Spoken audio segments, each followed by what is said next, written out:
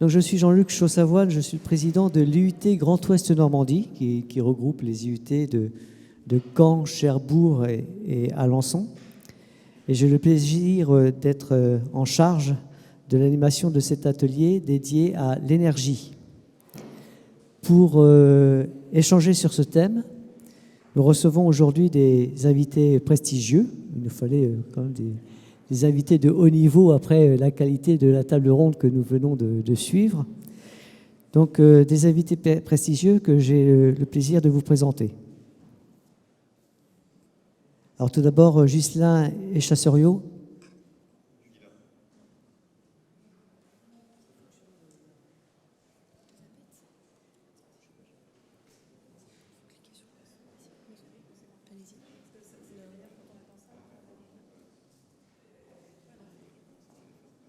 Donc, Ghislain Echasseriot, qui est le délégué général de la FEDEM, Fédération des services énergie-environnement. J'ai fait des petites fiches comme Drucker. C'est la première fois que je fais de l'animation d'atelier. Donc. Olaf Maxent, qui est le responsable du département performance à la direction de l'innovation du groupe EDF.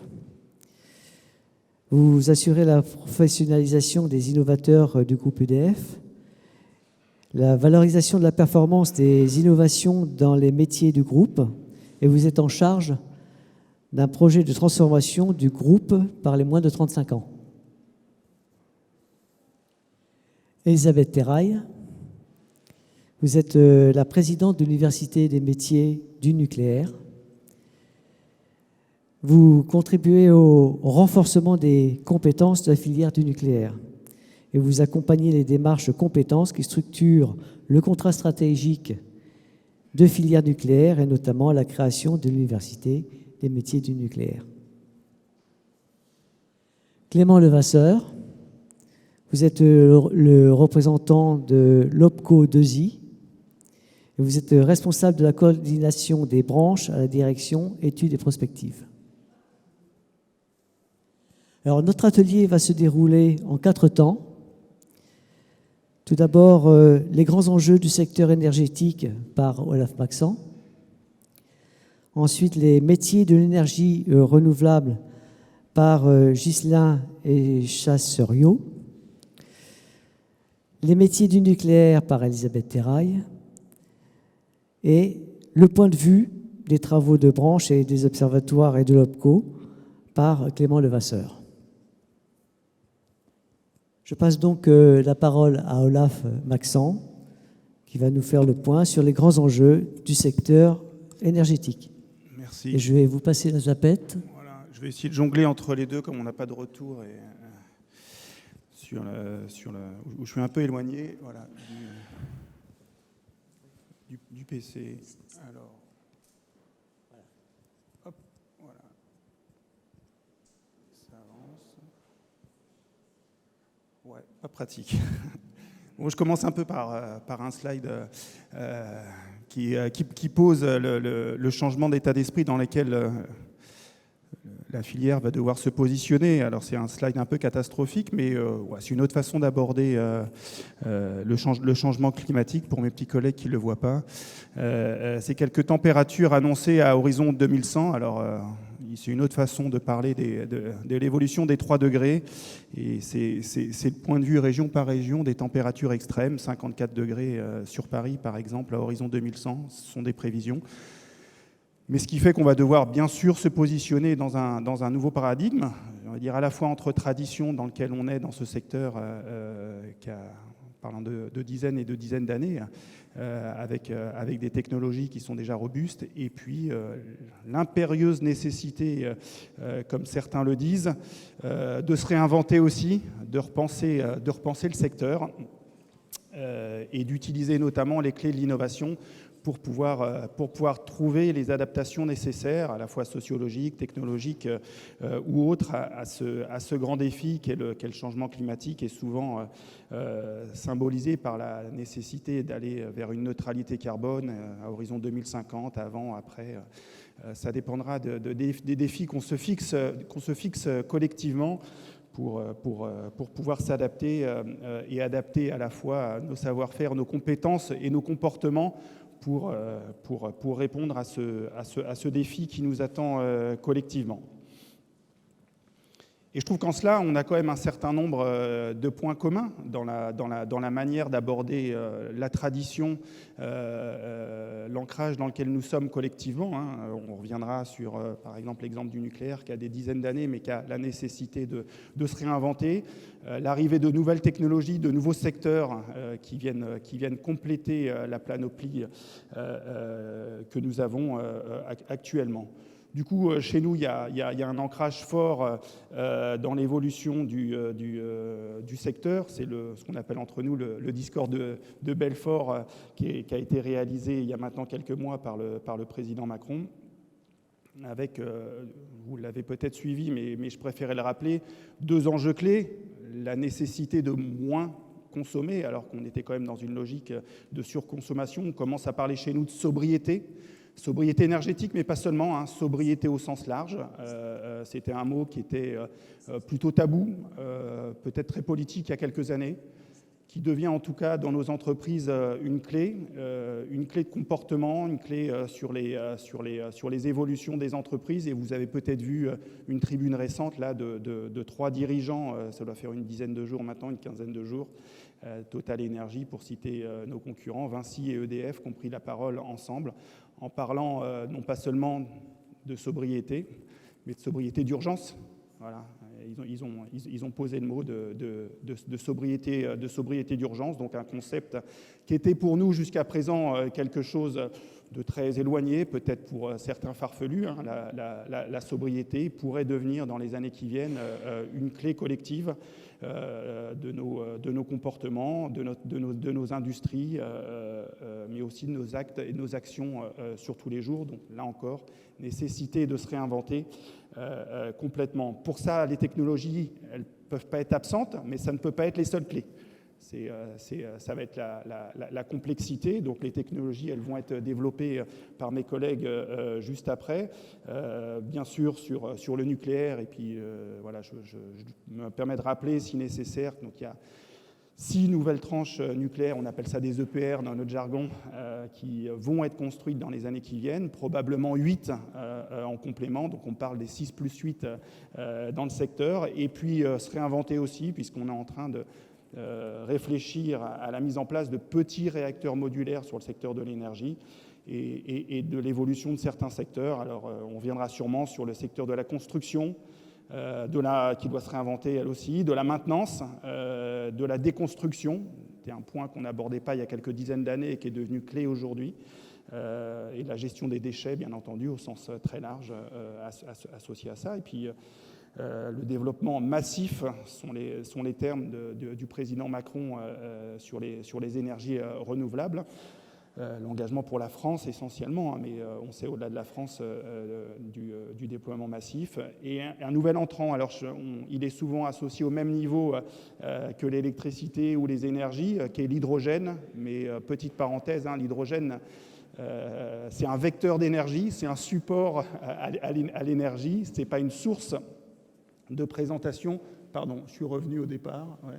C'est pas, voilà, c'est pas une source de production d'énergie et d'utilisation de l'énergie, c'est un moyen de véhiculer et d'amener l'énergie, de stocker l'énergie, si vous voulez, à l'endroit où on souhaite utiliser cette énergie. Et cet hydrogène va nécessiter une grosse évolution dans l'usage dans différents secteurs. En mobilité et autres. Alors le slide d'après, je crois qu'il y a quelques petites fautes qui se sont glissées dans cette version-là et des S qui devraient vous brûler les yeux, et je m'en excuse d'avance pour les rétines. Voilà, donc du coup, au-delà de ces secteurs que je viens de citer, ces 3 secteurs, il va falloir qu'on travaille, notamment pour permettre un rééquilibrage et un usage de la production d'énergie intermittente liée aux énergies renouvelables, mais pas que, à la nécessité de stocker l'énergie. Vous savez probablement qu'aujourd'hui, l'énergie, c'est un système qui fonctionne essentiellement en flux tendu, surtout l'électricité. Hein, donc la production à tout moment en France, en Europe et dans le monde égale, et j'insiste, à tout moment, égale à la consommation, production, l'énergie égale à la consommation d'énergie, ou quasiment. Il n'y a que les barrages aujourd'hui qui permettent de stocker de l'électricité, voilà, mais ça représente, alors en France, 3%, dans d'autres pays beaucoup plus.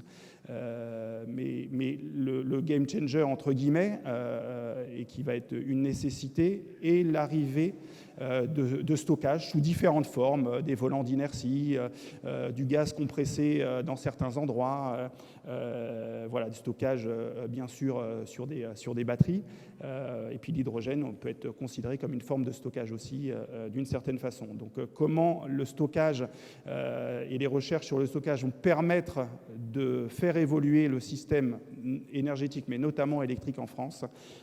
Nouveau défi qui nous est offert, les nouvelles mobilités aussi, hein. C'est aujourd'hui ancré dans notre quotidien, mais jusqu'où est-ce que ces mobilités et l'arrivée de nouvelles énergies dans ces mobilités vont venir transformer le jeu.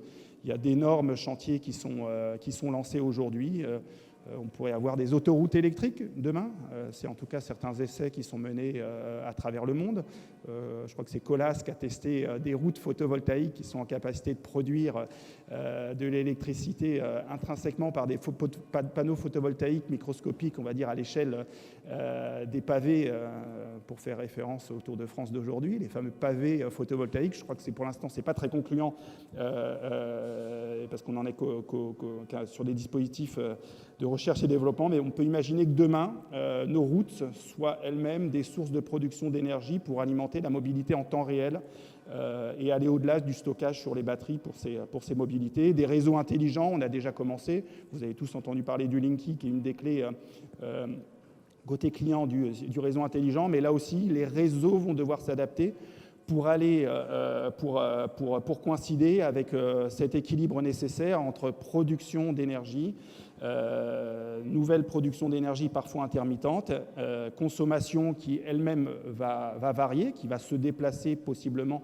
avec la mobilité, et puis ce point clé, cet équilibre qui peut changer sur le stockage, avec l'arrivée du stockage comme un changement d'équilibre à l'intérieur de ce grand système. Donc ce réseau intelligent, il va devoir s'adapter, il va devoir probablement jouer un rôle beaucoup plus important avec, on va dire, un équilibre. On imagine que l'hiver prochain sera un des premiers hivers critiques pour le système électrique européen, probablement français aussi, même si on a déjà connu des crises les années précédentes. Et ben, on pourrait entrer dans une nouvelle ère où le système électrique doit s'organiser, peut-être s'auto-cicatriser, se guérir lui-même, et donc rencontrer les télécoms.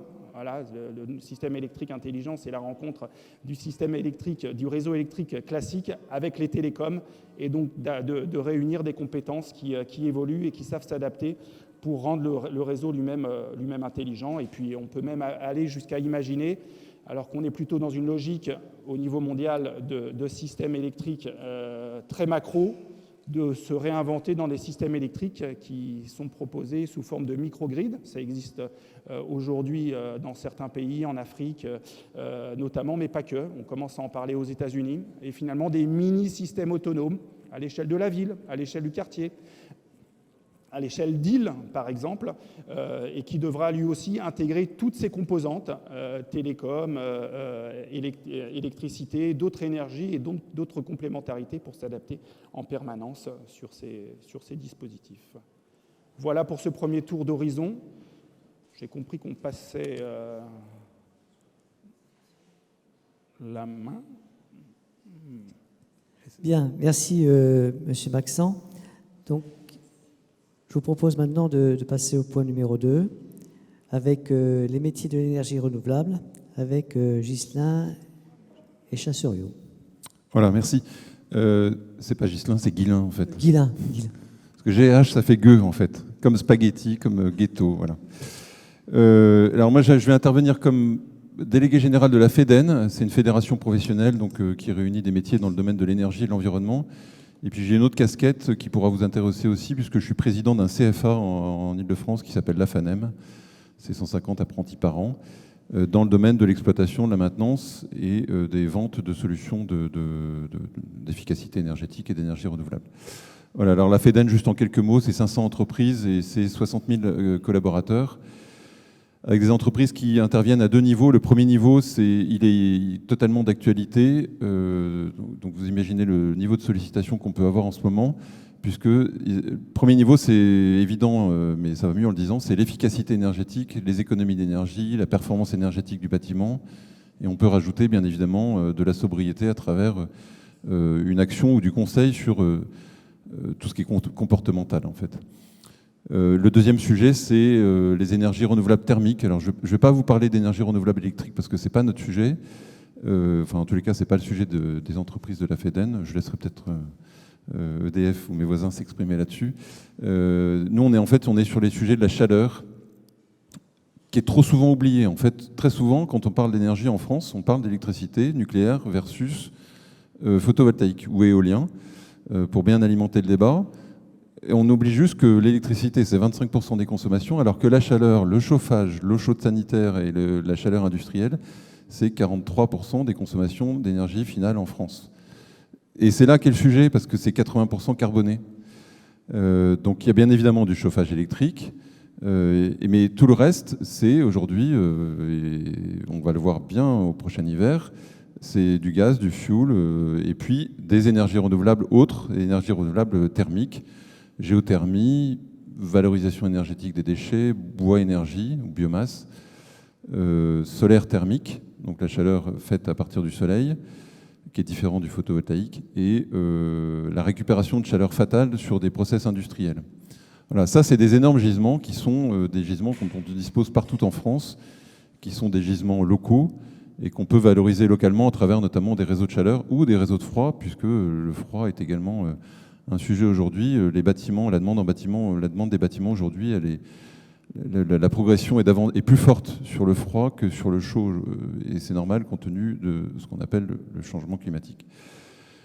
Alors, les métiers de la FEDEN, ils sont essentiellement des métiers de maintenance et d'exploitation.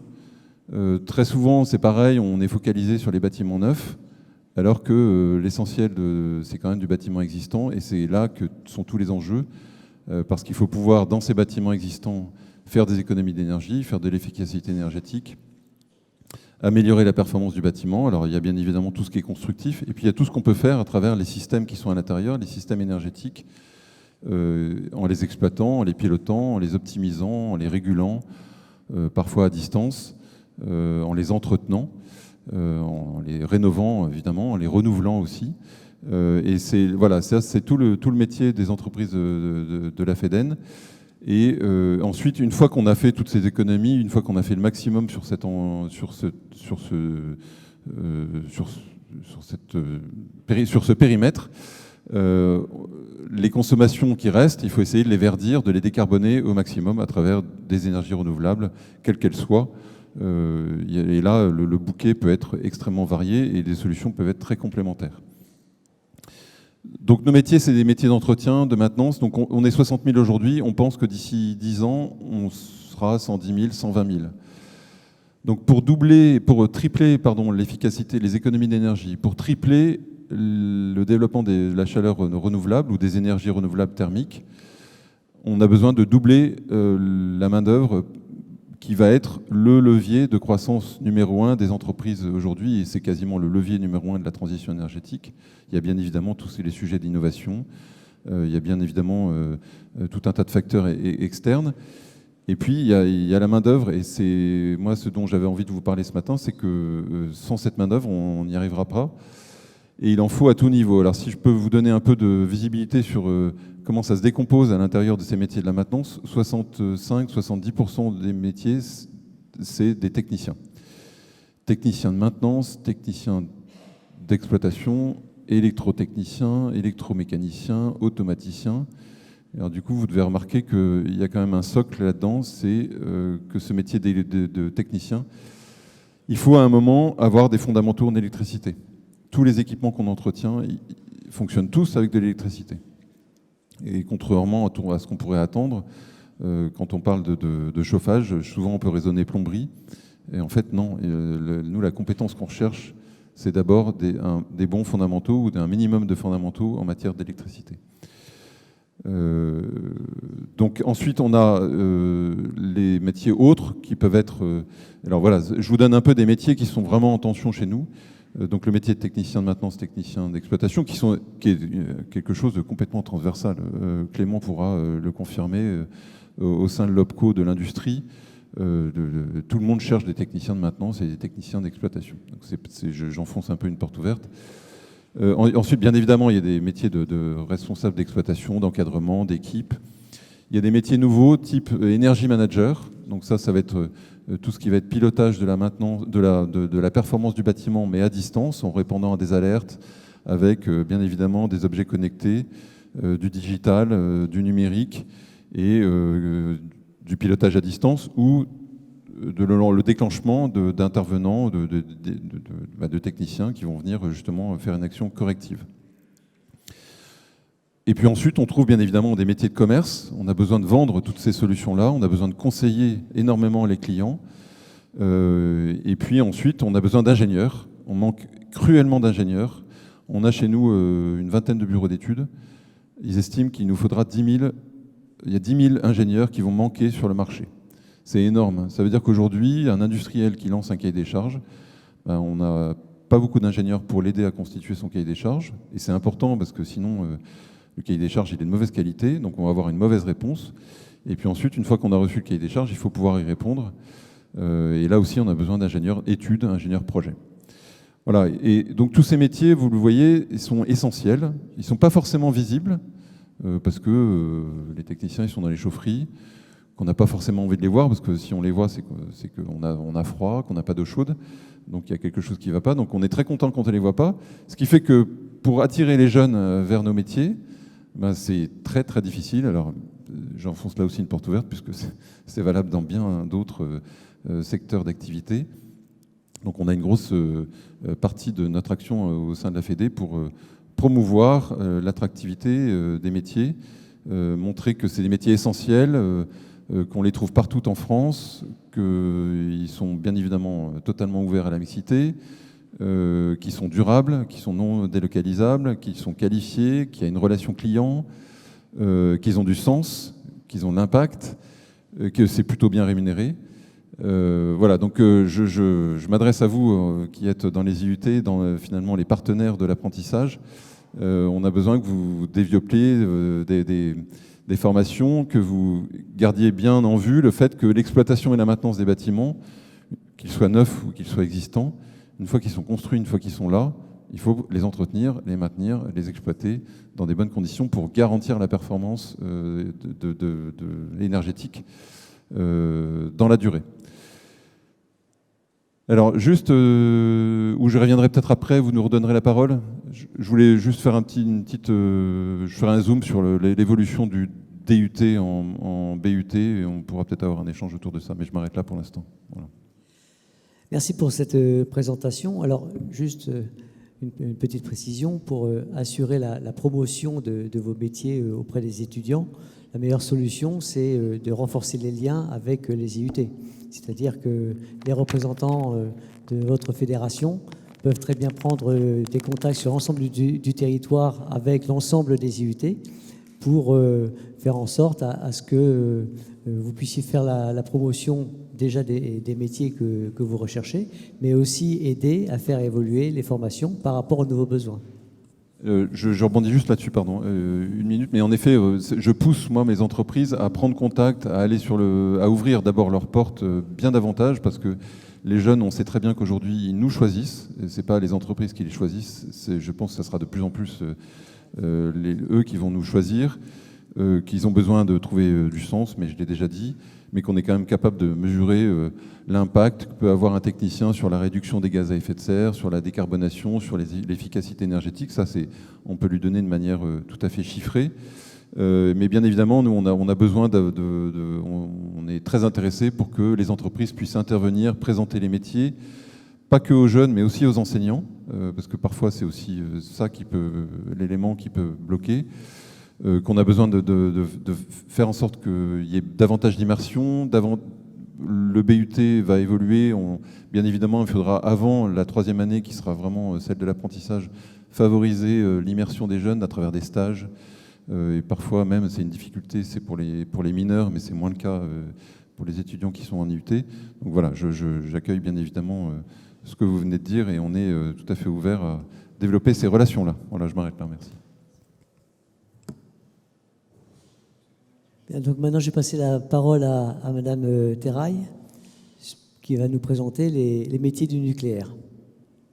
Ok, donc, bonjour à toutes et à tous, ravi d'être ici aujourd'hui. Donc je suis présente, j'ai différentes casquettes, mais en tant que présidente de l'Université des métiers du nucléaire. Donc qu'est-ce que l'Université des métiers du nucléaire ? Ce n'est pas une université au sens strict, hein, c'est un petit peu une démarche qui a été lancée, je vais vous en dire quelques mots. Et qui s'inscrit dans tout le contexte qui a été décrit par mes collègues qui se sont exprimés avant. Peut-être, il me paraît aussi important de citer dans le contexte actuel, qui replace tous nos sujets aussi au centre, la crise en Ukraine, bien sûr, qui amène à réfléchir aussi sur la manière de se positionner et de positionner notre réflexion sur l'énergie et sur notre indépendance énergétique aussi. Et puis, bien sûr, il y avait eu le contexte aussi Covid avant qui avait aussi amené à réfléchir aussi sur toutes les logiques de marché. Et puis, je dirais aussi, bien sûr, tout ce qui touche à la décarbonation de l'énergie et à la volonté de s'appuyer sur le mix énergétique, hein, pour pouvoir répondre à nos futurs besoins, avec également une étude de RTE qui n'a pas été citée, je pense aussi dans le contexte un petit peu stratégique d'ensemble, mais qui avait du coup mis en valeur aussi tout récemment l'intensification des usages de l'électricité et du coup, quand bien même on intègre effectivement une volonté de plus grande sobriété, le fait que ces usages de l'électricité, ils sont dans toutes les projections et dans tous les scénarios en augmentation importante. Voilà, donc sur le nucléaire, l'idée c'est ici d'avoir une réflexion sur la filière dans son ensemble. Donc je m'exprime aujourd'hui de ce point de vue de la filière. Donc quand on parle filière, on ne parle pas uniquement des grosses entreprises, on parle de 5 grands donneurs d'ordre classiques qui sont EDF, le CEA, Orano, Framatome et Landra. Mais on parle aussi de toutes les plus petites entreprises qui contribuent à l'activité du secteur. Et là, on est sur un scope de plus de 3000 entreprises et plus de 80% de TPE-PME. Et dans ce contexte-là, on voit que le sujet des compétences, il est vraiment clé, puisque effectivement, si des plus grosses entreprises ont aussi les moyens de s'organiser, etc., pour pérenniser les compétences, c'est aussi plus compliqué pour les plus petites entreprises qui peuvent en plus ne pas avoir toute leur activité centrée sur le secteur du nucléaire. Voilà, et donc avec les projections effectivement qui ont été mises en visibilité et exprimées à Belfort, comme le disait Olaf, on a plusieurs impacts en gros sur le scope nucléaire, à la fois bien sûr les annonces de la perspective de construction neuve de 6 + 8 en option EPR, donc des nouveaux réacteurs, mais également des annonces aussi extrêmement fortes sur la prolongation de la durée de vie du parc existant. Donc il y a déjà une prolongation des tranches de 40 à 50 ans qui a été actée dans le cadre des processus normaux avec l'autorité de sûreté nucléaire. Mais là, du coup, ce serait d'envisager aussi une prolongation qui puisse aller au-delà. Et donc, tout ceci, bien sûr, va aussi amener, comme on en a parlé, à renourrir aussi la réflexion sur ce qu'on a appelé la programmation aussi pluriannuelle de l'énergie et toutes ces discussions-là qui vont aussi sûrement être amenées à évoluer ou être repensées dans ce nouveau contexte d'aujourd'hui. Donc voilà, donc bien sûr, derrière tout ça, ce sont d'énormes enjeux en matière de compétences, hein. Donc la filière nucléaire recrute de manière déjà importante aujourd'hui pour faire vivre toutes les installations. et va recruter demain de manière extrêmement importante. On parle de plusieurs dizaines de milliers d'emplois qui vont du coup être alimentés à la fois par la maintenance du parc, par les travaux de ce qu'on appelle le grand carénage, par du coup les perspectives de nouveaux réacteurs, mais aussi par tous les travaux qui se maintiennent et qui se prolongent sur la recherche. Et donc, bien sûr, tous les champs d'activité sont concernés. Donc, on est sur une palette de plus d'une soixantaine de métiers. On a également une grande diversité de métiers, de niveaux de recrutement qui sont visés chez nous. On est sur des métiers qui vont du CAP au Bac+6. On est sur les métiers qui peuvent renvoyer au génie civil, mais à la sûreté nucléaire, à l'électricité, à l'électromécanique, etc. Donc on est vraiment sur une grande diversité de métiers, de compétences et de niveaux de formation qui sont mobilisés. Donc pour ça, si je vais sur quelques illustrations des démarches qui ont été engagées, on a donc bien sûr des métiers en tension, les classiques électriciens, chaudronniers, soudeurs, tuyauteurs, etc. Des métiers qui ont une forte marque industrielle, sachant que la problématique aussi du recrutement et de l'attractivité des métiers, elle touche l'ensemble des secteurs de l'industrie. Et donc on a vraiment aussi une volonté de fédérer, comme le disaient les précédents intervenants, de fédérer le maximum d'acteurs, donc y compris par exemple l'Union de la métallurgie, qui est partie prenante de nos travaux, et qui là aborde l'inter-industriel. Donc on n'a pas des métiers qui sont tous avec une formation initiale connotée nucléaire. On recrute plus de 80% des gens qui viennent chez nous dans des métiers qui sont non spécialisés nucléaires, quoi. Donc là-dessus, ça peut aussi faire en sorte qu'on ne voit pas forcément immédiatement que telle formation amène à un métier nucléaire. Donc en termes d'impact, c'est vrai que, et de lisibilité, ça peut être un point de faiblesse, mais en même temps, ça permet aussi de se dire, quand vous rentrez dans le nucléaire, vous pouvez évoluer au sein de la filière, vous pouvez aussi évoluer vers d'autres métiers de l'industrie. Et les passerelles et les parcours interindustriels sont aussi des choses qui nous paraissent intéressantes à promouvoir. Voilà, donc sur tous ces métiers et sur tous nos besoins, en fait, on a fait le constat qu'on ne partait pas de rien. Il existe aujourd'hui plein de choses. En revanche, les acteurs ont un peu tous tendance à y aller en ordre dispersé. Donc on fait ce constat, que ce soit effectivement les lycées, Pôle emploi, les CFA, etc. Et du coup, chacun, avec ses, entre guillemets, petits moyens, en tout cas ses moyens propres, communique sur les métiers, communique sur les formations, sans avoir forcément une vision complète et du coup sans être forcément très lisible sur le lien entre ce qui est proposé en termes de formation, les métiers auxquels ça peut correspondre, les évolutions. Et il y a une grosse méconnaissance, en fait, de tout ce que l'on fait, de tout ce que l'on peut proposer. Donc on est parti de ce constat-là dans le contrat stratégique de la filière qui a été re-signé avec l'État pendant la période du Covid et avec un zoom qui a été mis sur le sujet des compétences puisque finalement pour tous ces projets qui sont devant nous, est-ce qu'on est prêt? Est-ce qu'on a finalement les compétences pour répondre à tous ces enjeux demain? Donc là-dessus, il y a 2 démarches structurantes qui ont été engagées. J'en dis peut-être quelques mots, sauf si vous voulez qu'on redéveloppe après, vous me direz, sinon j'y vais là. Donc il y a un accord qui a été signé au niveau de la filière, qui est un EDEC, je ne sais pas si ça vous parle, un accord engagement, développement de l'emploi et des compétences. Donc ça, c'est un accord qui est signé entre l'État, qui en finance 50%, et des branches professionnelles. Donc là, il y a 2 branches professionnelles qui sont impliquées. La branche de la métallurgie, à laquelle appartiennent plus de 70% des entreprises du secteur. Quand je vous ai parlé des 3000, c'est beaucoup d'entreprises affiliées à la métallurgie. Et puis la branche des industries électriques et gazières, qui est la 2e, qui du coup est porteuse de cet accord. Et puis le groupement des industriels de la filière, le GIFEN, qui réunit les industriels vraiment de la filière. Et donc, à travers cet accord, l'objectif, c'est quoi? C'est d'avoir une cartographie de tous les métiers, compétences et formations qui existent, qui permettent de répondre à nos besoins. donc la photo d'aujourd'hui.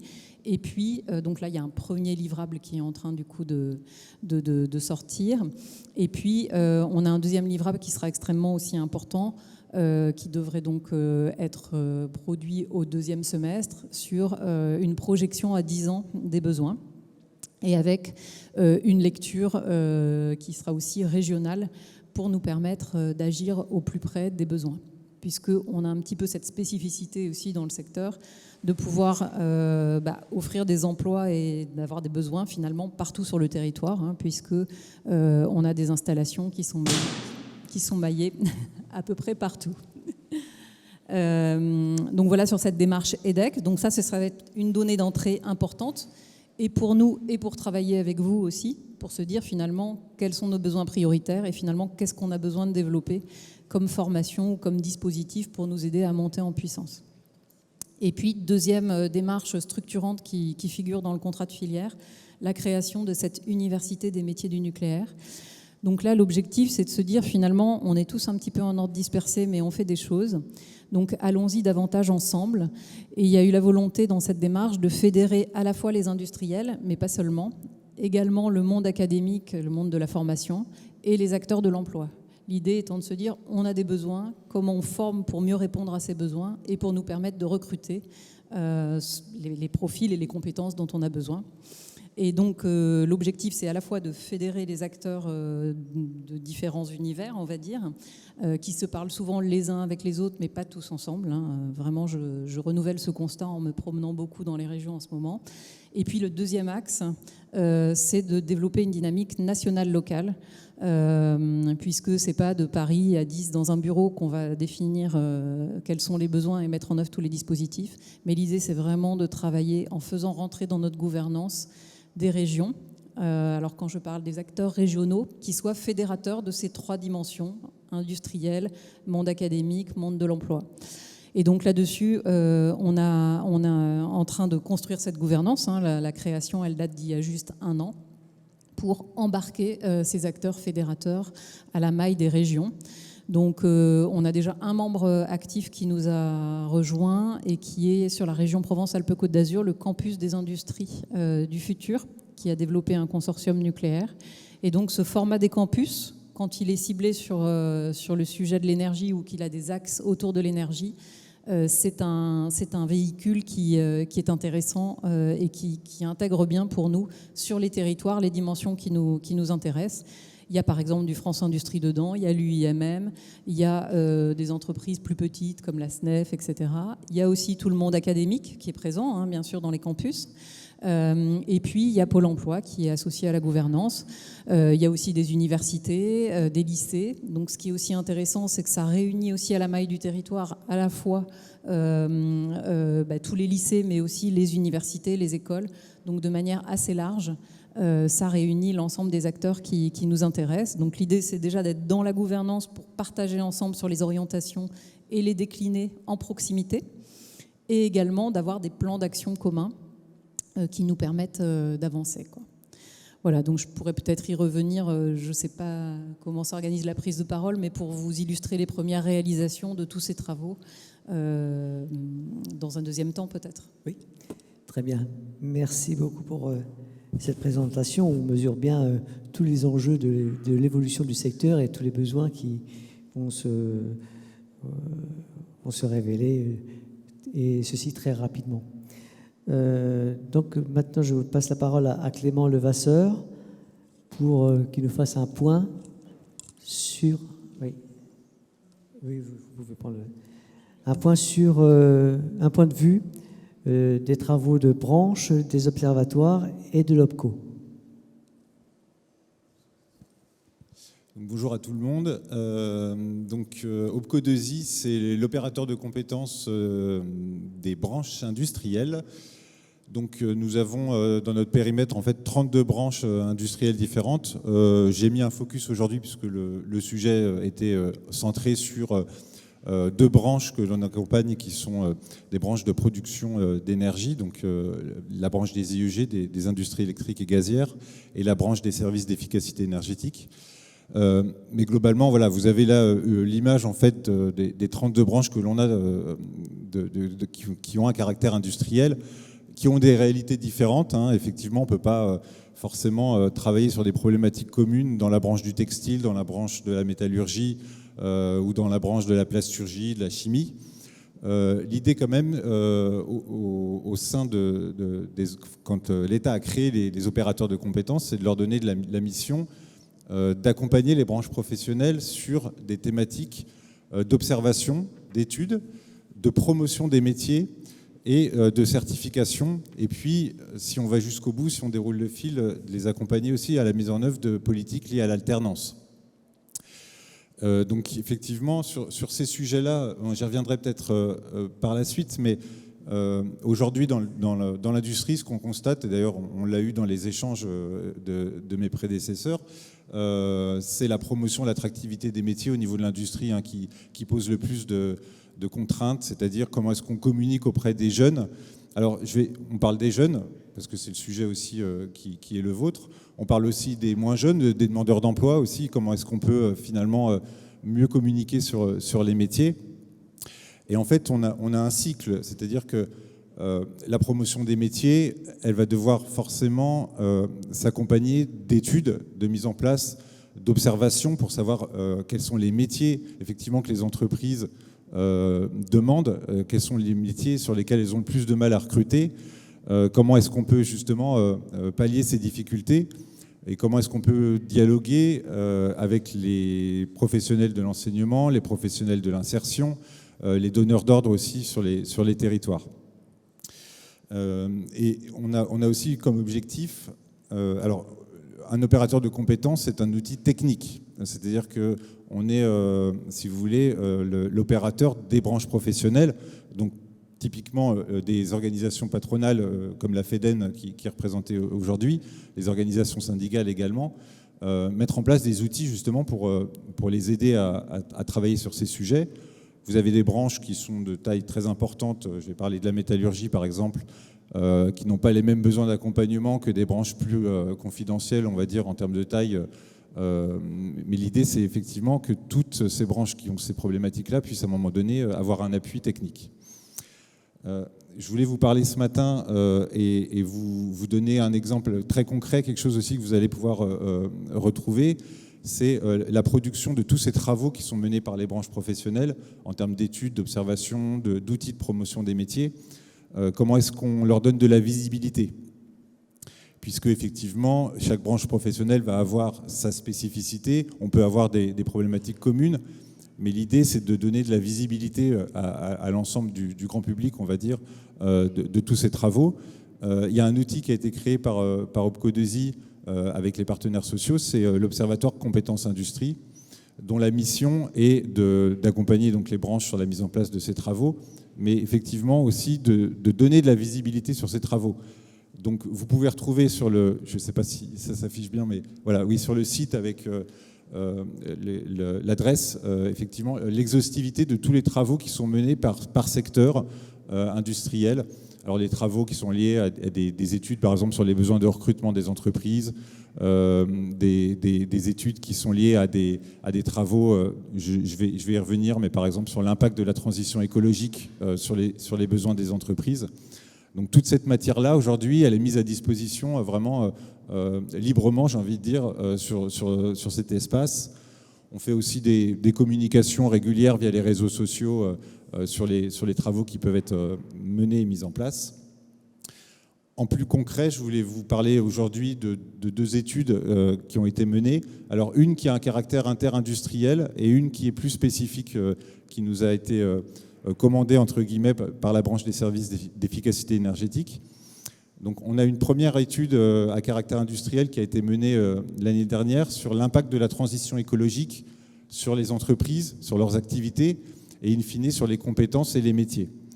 Par le biais de comment est-ce que la transition écologique sur la consommation énergétique des entreprises, sur les contraintes liées aux émissions de gaz à effet de serre, à l'impact de l'activité des entreprises sur les sols, les eaux, comment est-ce que ça se retraduit après sur les besoins en compétences des entreprises. Globalement, les conclusions de cette étude, alors elle est disponible sur le site, c'est très long, je ne vais pas forcément vous la détailler, mais je suis vraiment allé à l'essentiel, et notamment pour les branches des industries de production énergétique.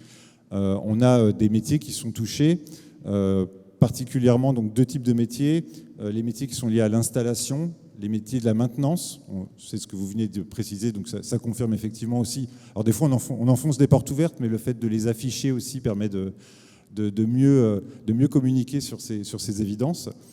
Et des métiers aussi qui sont liés à la recherche et développement, à la conception, puisque effectivement les équipements de production énergétique vont être amenés à évoluer, vont devoir s'adapter aussi aux normes, aux nouvelles normes qui sont imposées. Et aujourd'hui, les entreprises expriment des besoins de recrutement sur ces métiers-là. Donc cette étude avait ce caractère interindustriel. On n'est pas forcément sur les mêmes types de métiers en fonction des branches professionnelles. Mais globalement, vous verrez de toute façon, les métiers de la maintenance dans l'industrie ressortent systématiquement comme étant des besoins forts en termes de recrutement des entreprises. Et je crois qu'il y a même une forte concurrence entre elles sur des recrutements qui sont faits. Donc voilà, c'est un sujet qui nous est souvent remonté. Et un peu plus en concret et un peu plus en spécifique, on a accompagné la branche des services d'efficacité énergétique en 2021 sur une étude qui a été lancée sur les besoins en recrutement des entreprises. Alors l'idée, c'est de se baser sur l'image actuelle. Sur les 12 derniers mois, la branche, ce qui est remonté de cette étude, a recruté plus de 5500 personnes, ce qui va s'accompagner derrière de besoins de recrutement aussi sur les 12 prochains mois à venir. 5500 personnes. On a principalement 3 types de métiers qui sont visés par ces recrutements. Les techniciens d'exploitation énergétique, les techniciens de maintenance, on le retrouve souvent. On a aussi les fonctions support qu'on oublie souvent, mais les fonctions support dans les entreprises sont des vecteurs de recrutement qui sont réguliers, la comptabilité, les RH, l'informatique. Tous ces supports sur lesquels les entreprises ne fonctionnent pas derrière. Et il y a des besoins de recrutement aussi dans les entreprises de la branche des services d'efficacité énergétique. Sur quel bassin aussi, puisqu'on peut travailler sur les métiers, mais tous les bassins d'emploi ne sont pas impactés de la même façon. Typiquement, cette étude a permis de mettre en valeur que pour la branche, les bassins les plus touchés, c'était l'Île-de-France, l'Auvergne-Rhône-Alpes, le Grand Est. Donc c'est vrai qu'après, ça peut permettre aussi aux politiques de branche d'orienter leurs actions vers certains territoires, de parler avec les acteurs locaux et effectivement d'avoir... À la différence de ce qui s'est dit à la précédente table ronde, on envisage en fait les études comme étant justement pas des documents qui servent à caler les meubles, comme ce qui a été précisé. Donc en fait, on veut des études qui soient vraiment très opérationnelles, très précises et qui vont permettre d'éclairer en fait les politiques de branche. Donc effectivement, on cible les métiers, on cible les territoires et les problématiques effectivement qui peuvent être issues en fait, de toute cette problématique qui est liée à la transition écologique. Donc voilà, concrètement, vous retrouvez les éléments sur la présentation. Je vous laisse la parole. Très bien, merci. Madame Terrail, peut-être des précisions par rapport aux actions de l'Université technologique et aux premières expériences? Oui, peut-être sur, je ne sais pas s'il y a un transparent sur celui qui s'appelait peut-être les premières réalisations, si vous l'avez. Pour vous expliquer un petit peu du coup comment on est parti sur cette première année de fonctionnement et puis pour illustrer un petit peu ce nouveau modèle. Donc on était attendu sur la feuille de route signée avec l'État. Donc là vous avez effectivement sur ce slide-là un petit peu la gouvernance dont je vous ai parlé et les enjeux. Donc ça reprend ce que j'ai dit sur le côté fédérateur des acteurs et puis la dimension nationale locale. Et donc sur celui-ci, effectivement, dans notre feuille de route, du coup signée aussi avec l'État, sur la partie gauche, les enjeux, donc être en appui à la création de nouveaux lieux, de nouveaux cursus. Merci. La deuxième chose, du coup, d'accompagner des projets locaux, puisqu'il y avait vraiment cette volonté d'ancrage toujours très forte.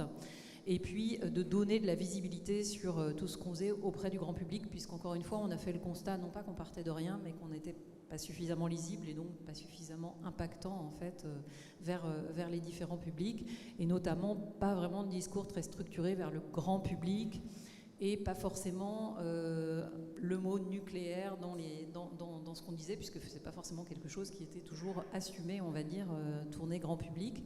Donc là, la volonté, elle est partie effectivement sur le fait de se dire, soyons plus visibles et puis assumons aussi toute cette projection.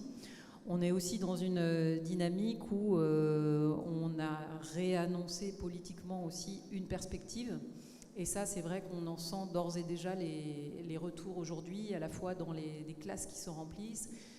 J'étais hier à Dieppe, lieu projeté de future construction d'un premier nouvel EPR. Et il y avait donc 2 proviseurs de lycée, pour vous illustrer, qui étaient là. Et les 2, pour la prochaine rentrée, ont des listes d'attente sur leur formation. Alors qu'il n'y a pas si longtemps que ça, on avait aussi des problèmes pour remplir les formations. Alors je ne dis pas que l'attractivité est revenue partout de manière uniforme, ce n'est pas vrai. On a encore beaucoup de travail, comme ça a été dit, pour renforcer ça. Mais voilà, concrètement, on a cet effet d'annonce et de projection. C'est pas pareil que le discours central soit on ferme Fessenheim ou on va construire potentiellement 6+8 nouveaux réacteurs. Donc là-dessus, on a bénéficié du soutien de France Relance, je tiens à le souligner et puis à remercier cette dynamique. On a eu une enveloppe de 30 millions d'euros sur les compétences nucléaires.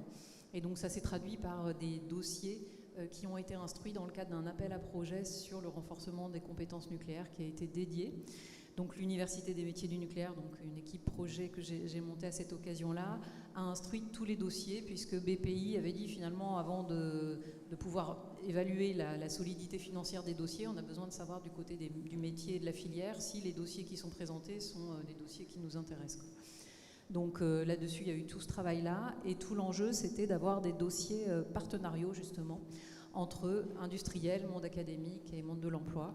Donc il y a eu des beaux dossiers portés par des campus, par exemple, je citais celui de Provence-Alpes-Côte d'Azur tout à l'heure, mais il y a aussi eu le campus Seine en Normandie.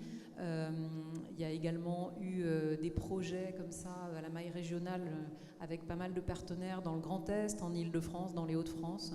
Il y a eu beaucoup de dossiers déposés en Auvergne-Rhône-Alpes.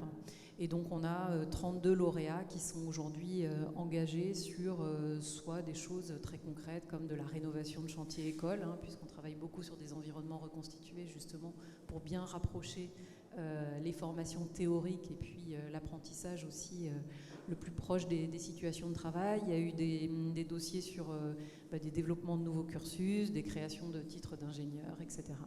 Donc il y a toute une palette de choses qui sont déposées et que l'on vise aussi à mieux partager entre nous, puisqu'aujourd'hui, dans cette dynamique régionale, on voit qu'il y a des choses qui se font bien dans une région, mais la région d'à côté n'est pas forcément au courant et réinvente le truc à côté.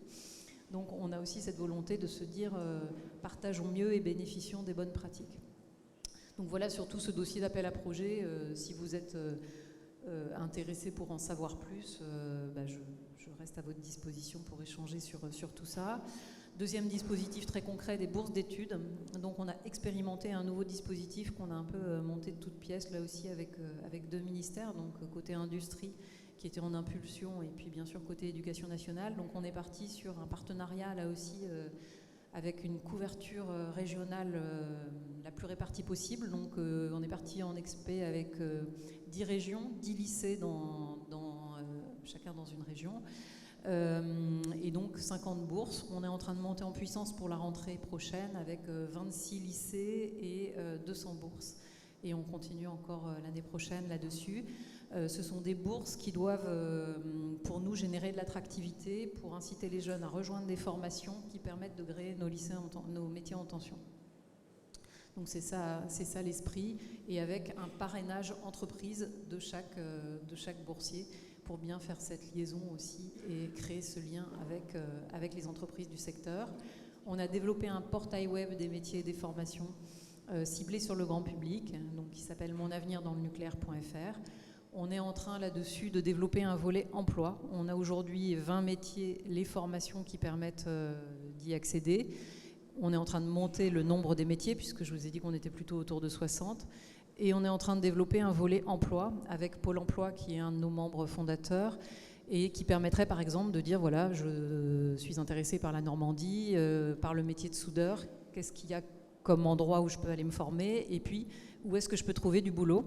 Et donc, le portail en lui-même, il n'est pas promoteur d'une marque employeur. Donc le fait de passer par Pôle emploi, c'est super parce qu'en fait, toutes les entreprises qui publient dans Pôle emploi des offres et qui auront les bons mots-clés pour que les sujets remontent, seront directement visibles en fait, à travers ce nouveau portail. Bien sûr, on a des actions tournées vers les femmes, puisqu'on est un secteur, où, et notamment sur un certain nombre de métiers, c'est pas vrai dans tous les métiers, mais sur un certain nombre de métiers où bien sûr on recherche davantage de femmes. C'est un vivier important pour répondre à nos besoins de compétences. Donc là-dessus, tout ce qui tourne autour des témoignages, des illustrations, du fait que voilà, c'est possible, sont des choses sur lesquelles on mise beaucoup.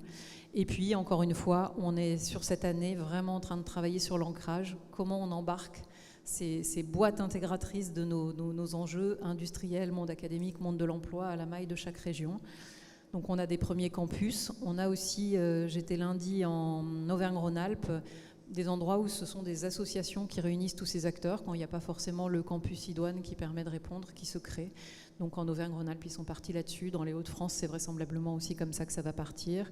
On a un beau projet aussi de campus qui est déposé dans le cadre de l'AMI, l'appel à manifestation d'intérêt actuel sur les campus d'avenir en Grand Est, qui viserait à partir du lycée de Thionville et de l'écosystème campus qui existe là pour l'étendre à la maille de toute la région en englobant davantage d'acteurs. Voilà, donc l'idée c'est vraiment de s'adapter dans les réponses à la réalité de chaque territoire pour être bien maillé avec les enjeux et les acteurs qui sont déjà présents et qui sont déjà agissants, puisque encore une fois, il se fait déjà plein de choses. L'idée, c'est vraiment d'aller agir là où il y a des manques.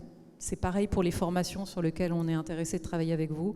C'est de se dire finalement, par rapport à ce que vous faites et à ce que vous proposez déjà, qu'est-ce qu'on peut développer, qu'est-ce qui manque et qu'est-ce qu'on peut colorer, si c'est simplement des besoins de coloration. Mais voilà, donc on va utiliser tous ces travaux et toute cette vision qui va sortir de l'EDEC pour aller travailler sur vraiment un plan d'action plus global, à la fois la lecture régionale et à la fois des orientations plus globales.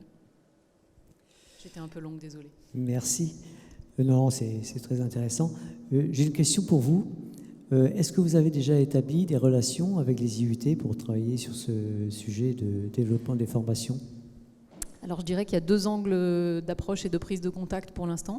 À la fois à la maille régionale, du coup en allant à la rencontre des régions et en travaillant à travers les campus, puisque finalement dans les campus, vous en faites partie. Donc ce travail-là, je dirais par nature, il vous intègre. Et par ailleurs, on s'est rendu compte aussi, autant que sur les lycées et sur les formations, voilà ce qu'on disait de niveau CAP Bac plus 2, on voit que le recrutement et le sourcing, il se fait beaucoup en local et en proximité. Donc d'où tout l'intérêt pour nous d'avoir des partenariats renforcés avec les lycées professionnels notamment. Pour l'enseignement supérieur, on voit que c'est pas si simple. C'est-à-dire que voilà, sur les niveaux école, université, il y a aussi beaucoup plus de mobilité. Et jouer que la proximité, c'est pas forcément la bonne carte, pas uniquement. Et donc, on est là-dessus en train de réfléchir et on a eu des premiers échanges aussi bien avec France Université qu'avec la conférence des grandes écoles sur des partenariats nationaux. Et donc là, en faisant jouer notre double dynamique nationale-locale, qui est aussi la vôtre en fait. C'est ce qu'on s'est dit en discutant du coup avec les présidents d'université qui étaient là quand j'ai pu intervenir pour parler de tout ça. Et donc on va sûrement dans les prochains mois travailler sur ce double niveau peut-être d'un partenariat d'ensemble qui vous donne de la visibilité sur nos besoins, puisqu'en fait au bout d'un moment c'est ça qui vous intéresse. Donc cette projection sur de quoi on va avoir besoin, et puis en local, de pouvoir l'articuler en fonction des besoins de chaque territoire qui, encore une fois, ne sont pas les mêmes. Si on est une région qui va accueillir des nouveaux EPR ou si on est une région qui est plus sur de la maintenance et du grand carénage, comme par exemple en Centre Val-de-Loire aujourd'hui, où il y a 4 CNPE, on a des gros enjeux en termes d'emploi, mais on n'a pas de projet de construction neuve à court terme là. Donc voilà, il faut vraiment adapter.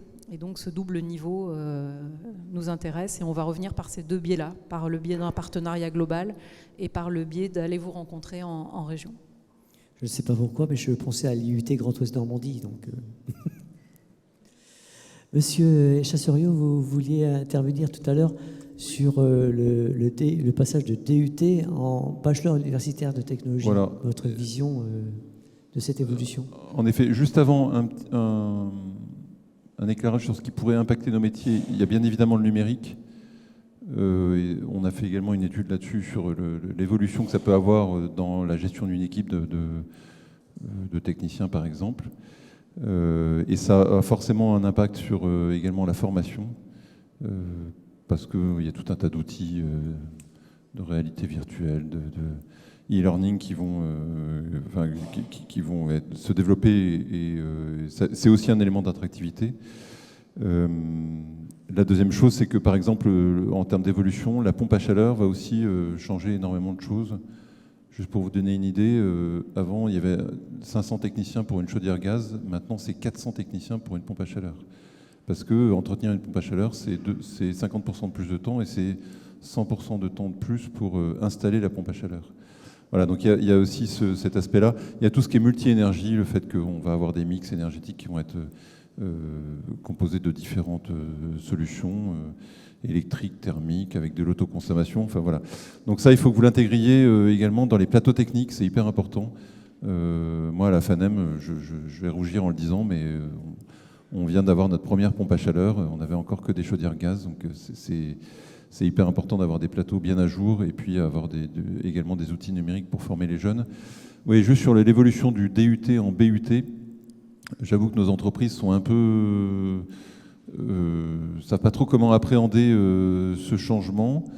Elles étaient très satisfaites des DUT, parfois davantage que du BTS, parce qu'elles constatent que les niveaux DUT sont meilleurs que les niveaux BTS. Il y a les licences qu'elles trouvent également intéressantes, et elles ne savent pas trop du coup entre leurs besoins qui, vous l'avez compris, sont très centrés, enfin majorité sur les métiers de technicien, et puis ensuite sur la vente ou du conseil et de l'ingénieur d'études. Elles ne savent pas trop à quel niveau on va pouvoir intégrer le BUT, à quel métier ça va correspondre, sur quoi ça va déboucher. Il y a une chose qui est hyper importante, en tous les cas, on en discutait tout à l'heure, c'est que les 30% qui sont un peu à votre main localement, il va falloir qu'on en discute pour que vraiment ça soit bien en phase avec nos besoins. Au niveau de la FANEM, là, du CFA que j'ai l'honneur de présider, on discute. Donc on a un partenariat, on est un CFA hors les murs, donc on a un partenariat avec l'UFA de Marne-la-Vallée, Gustave Eiffel, pardon, avec une interlocutrice qui est peut-être dans le bâtiment qui s'appelle Cécile Joly, que je salue. Et on a commencé du coup à travailler sur la manière dont on allait poursuivre l'apprentissage dans le cadre du BUT. Donc nous, on va développer l'apprentissage dans la troisième année, dernière année. En revanche, on a prévu, donc cette année, on va commencer à travailler sur les postures. Donc là, c'est nous qui intervenons en tant que CFA. On a prévu un petit budget pour sensibiliser les jeunes à la manière à ce que c'est qu'une entreprise, voilà, et les comportements qu'on doit avoir en entreprise, et comment se familiariser finalement avec le milieu de l'entreprise. Deuxième année, on va travailler davantage sur l'immersion, organiser des job dating, ou en tous les cas des présentations d'entreprises, d'entreprises à l'intérieur des IUT. Et puis troisième année, là, on va vraiment rentrer dans le contrat d'apprentissage. Voilà. Mais donc, à nouveau, localement, n'hésitez pas à vous tourner vers les entreprises de la FEDEN, entre autres, mais bien évidemment pas que, pour appréhender la manière dont vous allez adapter le but aux besoins des entreprises, notamment de maintenance et d'exploitation de systèmes énergétiques. Voilà. Monsieur Maxent, vous vouliez intervenir ? Je veux bien rebondir sur ce dernier point. J'ai beaucoup entendu parler d'hard skills pour l'instant, donc des chaudronniers, des frigoristes et d'autres compétences, et je pense qu'on s'est globalement plutôt très bien formé à l'intérieur. Je voudrais insister, et c'était mon introduction, sur le besoin d'avoir des entreprises et un secteur entier qui se transforment, et du rôle des jeunes et de la place des jeunes que nous pouvons laisser dans les entreprises à cette transformation. Je vais le dire autrement, hein, nous avons besoin aujourd'hui d'avoir des jeunes qui sont en capacité de transformer les entreprises. Donc nous avons besoin à la fois de jeunes qui savent maîtriser leurs compétences techniques, les hard skills, savoir être chaudronnier, électricité, etc.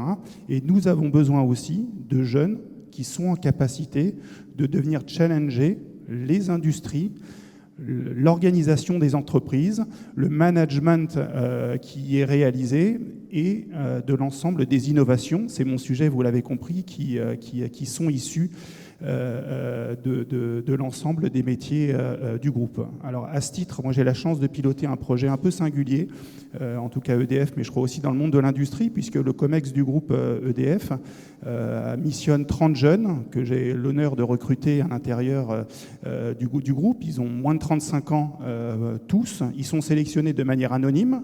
Ce sont des techniciens en centrale nucléaire, ce sont des téléconseillers, ce sont des directeurs de cabinet de certains directeurs. Et ils ont pour mission de venir répondre à des questionnements et des problématiques de nos représentants COMEX du groupe pour venir transformer les modes de fonctionnement que nous avons chez nous. À titre d'exemple, suite à une proposition de jeunes qu'on appelle des Y chez nous, le président du groupe a décidé de faire passer le nombre de strates hiérarchiques à l'intérieur de notre organisation de 9, ce qui paraît énorme, à 6 pour horizontaliser le mode de fonctionnement des entreprises. Et donc, moi, je vous encourage à préparer ces jeunes, à prendre une place dans l'organisation de nos différentes industries, à développer, bien sûr, les hard skills, on en a besoin, mais à développer aussi énormément les soft skills. Je crois que c'est un point que j'ai entendu en introduction, je suis arrivé un peu tard, mais c'est un des points qui a été soulevé. Et donc, ils ont besoin de se réinventer dans les années qui viennent, ces jeunes, de réinventer leur métier, ça, j'ai pas de doute là-dessus, on l'a évoqué, mais ils ont besoin, en tout cas nous, industriels, on a vraiment besoin de jeunes qui sont en capacité de challenger le mode de fonctionnement des entreprises. Donc nous avons besoin de vous aussi, nous avons une place à jouer bien sûr là-dedans, mais nous avons aussi besoin de vous pour que ces soft skills, ces savoir-faire, cette crédibilité que peuvent avoir les jeunes en sortant, alors sur la question du numérique, vous l'avez cité, bien évidemment, ils ont une place incontournable sur la question du numérique, mais pas que. Ils ont d'autres schémas de pensée en lien avec la raison d'être, par exemple, mais pas que. Et donc, s'il vous plaît, aidez-nous à préparer nos entreprises de demain grâce à d'autres modes de pensée que pourraient porter les jeunes. Merci. Madame Terrail, peut-être pour conclure par vos fonctions de président d'université du secteur de la filière nucléaire et aussi vos fonctions de DRH, peut-être que vous pourriez nous faire un point sur les messages clés sur les formations. Sur les messages clés sur les formations, mais effectivement, je pense qu'il y a pas mal de choses qui ont été dites ici, donc peut-être effectivement en synthèse de pouvoir développer tout ce qui concerne effectivement les soft skills et les comportements. C'est souvent des choses qu'on n'apprend pas, mais qui sont vraiment quelque chose qu'on regarde forcément en entrée quand on rentre dans l'entreprise. Donc ça, je pense que c'est quelque chose qui permet de rebondir aussi sur la manière de mieux travailler ensemble globalement, monde académique et entreprise, quoi. C'est vraiment quelque chose qui est essentiel. Donc là-dessus, c'est mieux se connaître mutuellement déjà. Je pense que là-dessus, il y a un vrai problème de connaissance de ce que l'on fait les uns et les autres. J'y peux illustrer tout bêtement, par exemple, ce que l'on fait sur ces partenariats que l'on va développer. Donc là-dessus, c'est aussi des ouvertures qui sont tout à fait possibles et concrètes avec vous. C'est à la fois ouvrir nos murs, ouvrir nos sites, ouvrir nos installations pour visualiser ce que c'est, à la fois pour les jeunes, mais à la fois pour les profs aussi, c'est ce qu'on voit aussi. Donc on est vraiment dans les expérimentations qu'on a commencé à faire sur les bourses avec des lycées. On a des partenariats qui vont plus loin en fait que les bourses. L'idée, c'est aussi justement de partager, de faire venir, de se former, etc., de se découvrir. Donc ça, je pense que c'est extrêmement important, donc se découvrir. Aller sur le développement de choses là où il y a des manques. Donc, encore une fois, l'idée n'est pas de réinventer partout des formations, des diplômes, des choses, des endroits où parfois on a du mal déjà à remplir ce qui existe, Donc l'idée, c'est bien de mieux valoriser aussi toute l'offre qui est existante, et puis après d'aller cibler, d'avoir des actions là où il y a des besoins et nous, des manques aussi qu'on va identifier avec vous. Et là, ce sera vraiment l'idée de travailler ensemble aussi, hein. Donc mieux se connaître, mieux se rencontrer et mieux travailler ensemble. Et puis peut-être aussi pour rebondir sur la réforme en cours, je partage aussi sur le fait qu'il y a un certain questionnement sur du coup comment on va appréhender ces nouveaux diplômes. Peut même vous refléter aussi certaines craintes qui peuvent s'exprimer. Donc nous, on est aussi très friands des BTS, hein, pas que des DUT. Mais voilà. Il y a aussi une question sur le niveau derrière ça. Voilà, je vous le dis de manière transparente, qui se pose en se disant finalement c'est peut-être pas forcément beaucoup plus d'heures de cours, mais sur 3 ans, etc. Donc comment on s'y retrouve, comment on est sûr qu'on a des gens qui répondent bien au bon niveau de compétences qu'on attend à la sortie, etc. Donc je pense que là aussi, c'est des choses sur lesquelles il faudra discuter, parler, se comprendre, construire ensemble, peut-être compléter des choses si on a peur ou qu'on se dit qu'il y a des besoins de zoom complémentaires sur des choses. Je ne sais pas du tout, là je vous parle de manière théorique, je pense qu'il faudrait se parler de manière concrète sur les choses pour avancer et apporter les meilleures réponses, hein. On est tous bien sûr intéressés par ça au final. Donc voilà, travailler ensemble, je pense que c'est la piste qui me paraît importante. Conclusion. Merci beaucoup. Donc au travers de ces présentations, merci encore. Et on a pu mesurer tous les enjeux du secteur de l'énergie, les enjeux environnementaux, des enjeux sociaux, des enjeux sociétaux, et la nécessité pour les entreprises de trouver des compétences. Tout à l'heure, on a parlé beaucoup bloc de compétences, des compétences et de nouvelles compétences pour assurer les réalisations de ces mutations. Donc merci encore, et sachez aussi que donc il y a 108 IUT sur l'ensemble du territoire, 108 IUT avec au total 24 départements, hein, donc 24 spécialités. Donc vous saurez toujours trouver un interlocuteur local pour discuter, échanger et trouver des solutions aux besoins de formation. Voilà. Donc on n'a pas de questions Zoom, hein. Est-ce qu'il y a des questions dans la salle ?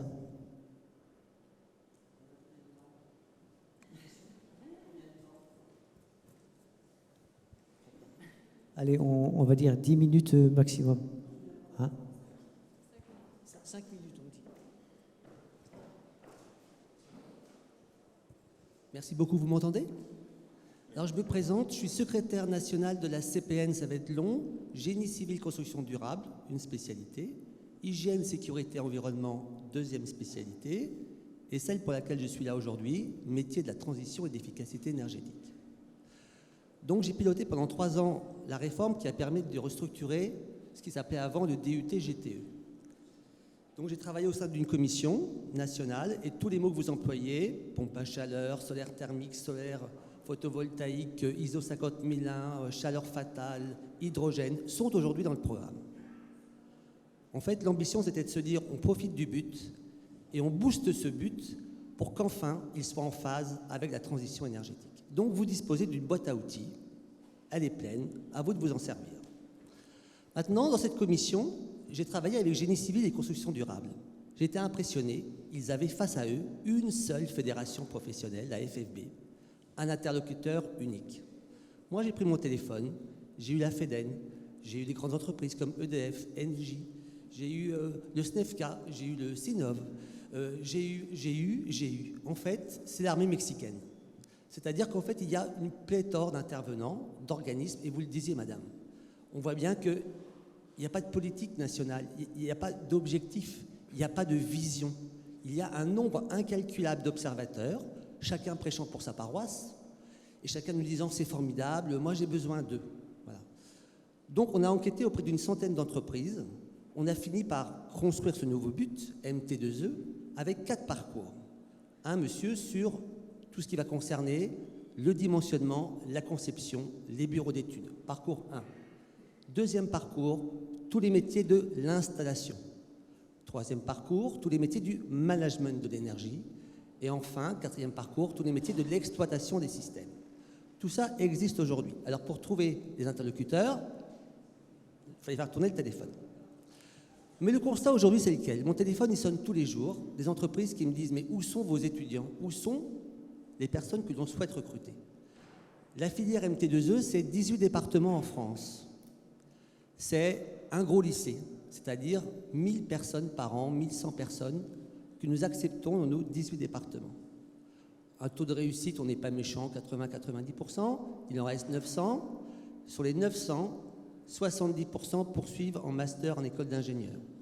C'est-à-dire qu'aujourd'hui, à l'échelle nationale, nous ne pouvons mettre à disposition des grandes entreprises que, allez, un petit 200-300 diplômés.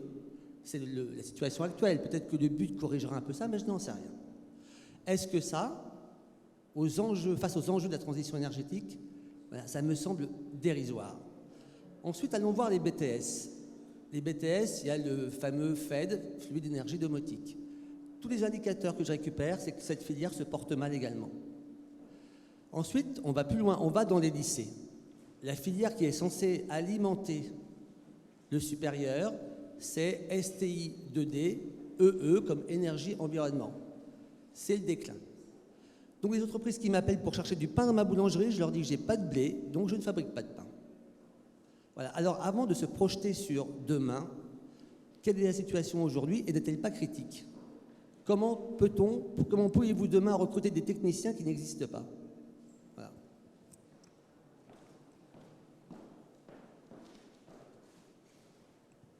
Bien. Sacrée question, vaste programme.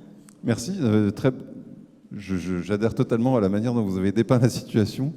C'est une réalité, hein, c'est que malgré tout ce qu'on vous dit, on a du mal à ce que des jeunes rentrent, mais même dans le bac pro, et qu'ensuite, c'est vrai qu'il y en a une partie qui poursuivent les études et qui nous échappent pour l'instant. Alors, on les récupère d'une manière ou d'une autre, mais je suis un peu embarrassé pour vous répondre, si ce n'est que je fais le même constat que vous, c'est qu'on a du mal parfois à remplir étonnamment, alors qu'on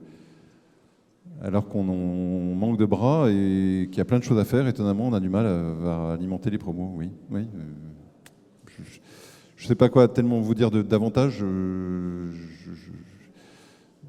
Bon.